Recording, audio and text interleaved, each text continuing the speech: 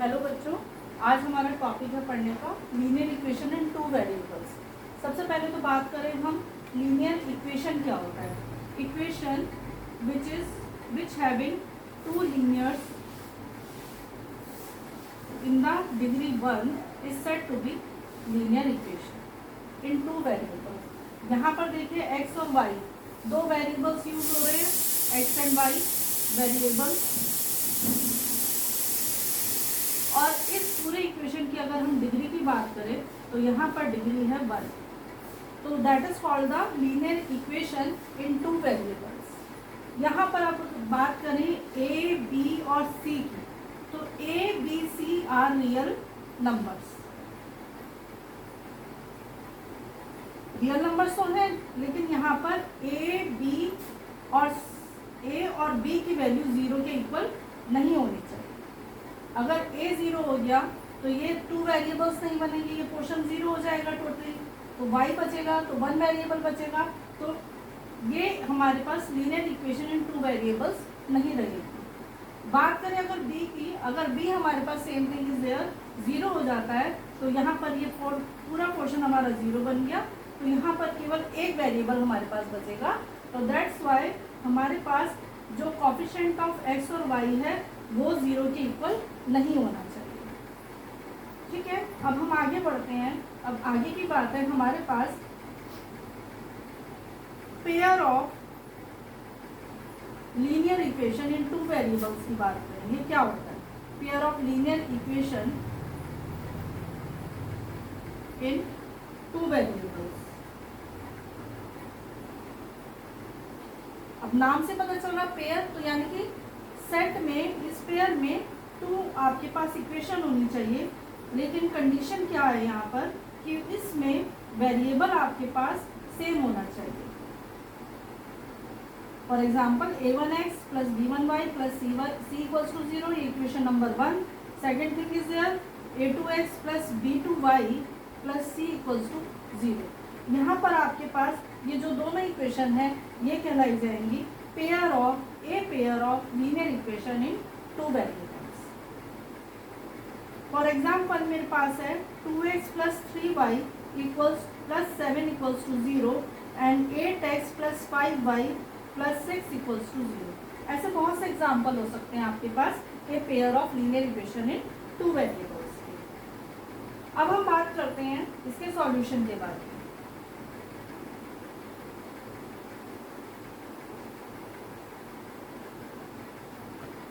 A pair of linear equation two variables.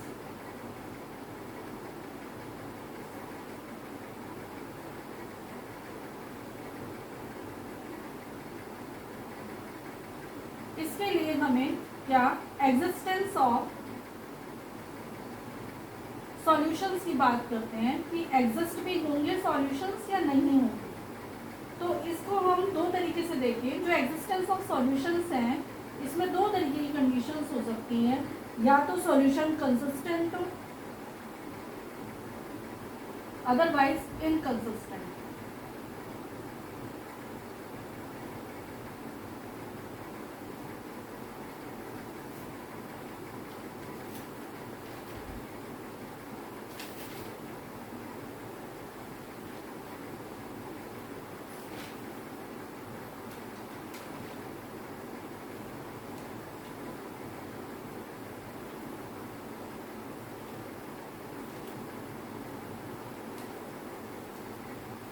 अब what is the meaning of that consistent and inconsistent? Consistent having solutions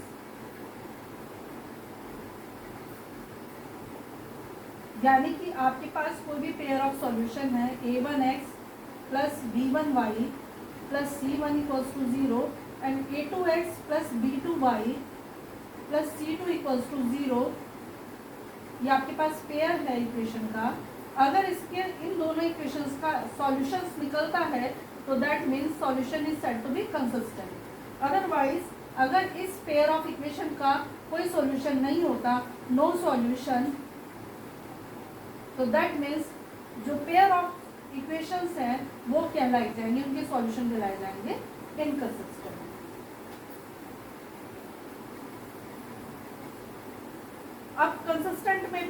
solution अगर है निकल के आता है तो क्या कंडीशन हो सकती है? सॉल्यूशन अगर है तो इट में भी उस पेयर ऑफ इक्वेशन के यूनिक सॉल्यूशंस निकल के आए. Unique solution that means only one solution of X and Y.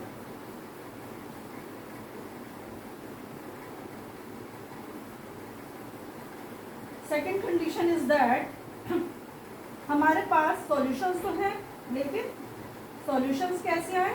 Infinite solutions हैं.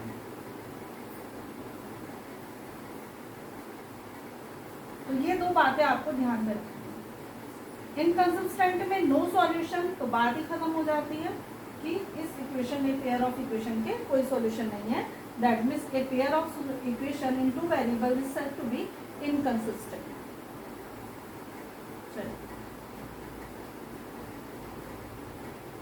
अब हम कैसे चेक करेंगे कि किस कंडीशन में किसी equation A pair of equation के कंसिस्टेंट सॉल्यूशन होते हैं या इनकंसिस्टेंट सॉल्यूशन होते हैं, उसके क्या हमारे पास कंडीशंस होंगी, उसको हम अब आगे चेक करेंगे नेक्स्ट वीडियो. Thank you.